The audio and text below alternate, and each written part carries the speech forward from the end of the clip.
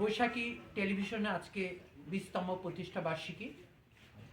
এই প্রতিষ্ঠা বার্ষিকী উপলক্ষে বৈশাখী টেলিভিশনের পক্ষ থেকে রাজশাহীতে যে আয়োজনটি সেটা আমরা সরাসরি রাজশাহী শাহ কলেজ থেকে আপনাদের দেখাচ্ছি।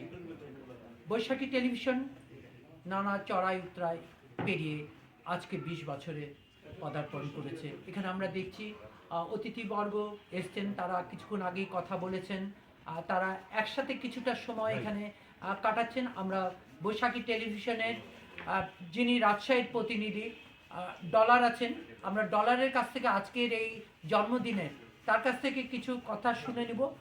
ডলার, আপনি যদি আপনার এই যে 14 বছরের পথ চলা সেটা নিয়ে যদি দর্শকদের কিছু বলতেন।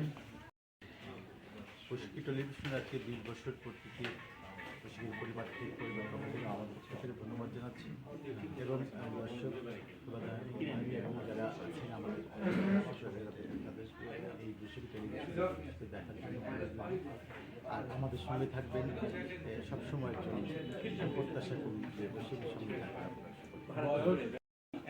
যারা বৈশাখী টেলিভিশনের আজকের এই জন্মদিনে এখানে এসেছেন, আমরা তাদের আপনাদের দেখাচ্ছি। বৈষম্যের বিরুদ্ধে যুদ্ধ করেছি, 90-এ বৈষম্যের বিরুদ্ধে গণ আন্দোলন করেছি, 24-এ আমরা অনেক রক্ত সেটা আমরা জানি যে ছোট ভাইদের ভূমিকা আমরা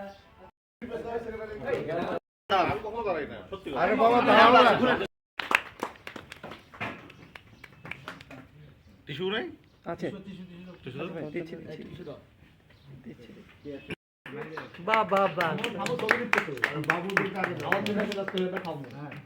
হ্যাঁ ঠিক আছে ভাই, বাচ্চাদেরকে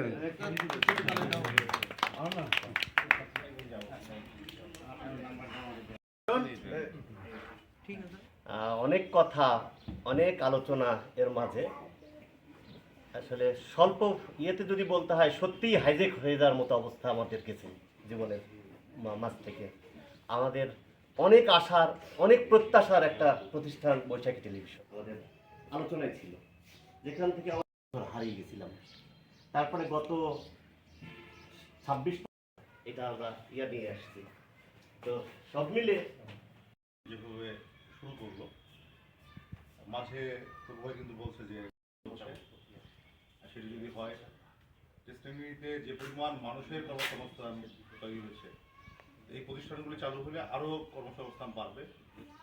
আমরা যেমন 17 বছর ধরে বিভিন্নভাবে নির্যাতনের শিকার হয়েছি, বৈশাখী টেলিভিশনে ঠিক একই ফ্যাসিবাদী ষড়যন্ত্রের শিকার হয়ে এরা বারবার চিন্তা হয়েছে, পদভ্রষ্ট হয়েছে এবং পদকে রোধ করে দেওয়া হয়েছে তাদেরকে বারবার। বিভিন্নভাবে সংগ্রাম করে আবার ঘুরে দাঁড়িয়েছে। এখন মোটামুটি তারা একটা মুক্ত স্বাধীন দেশে একটু আশ্বস্ত হয়েছে এবং আশার আলো দেখছে যে আবার বৈশাখী টেলিভিশন জনগণের এবং পাঠকদের কাছে পৌঁছার জন্য তাদের অক্লান্ত পরিশ্রম করে সেইটাকে পাঠকের কাছে তারা নিয়ে যেতে পারবে এরকম বোঝানো হবে।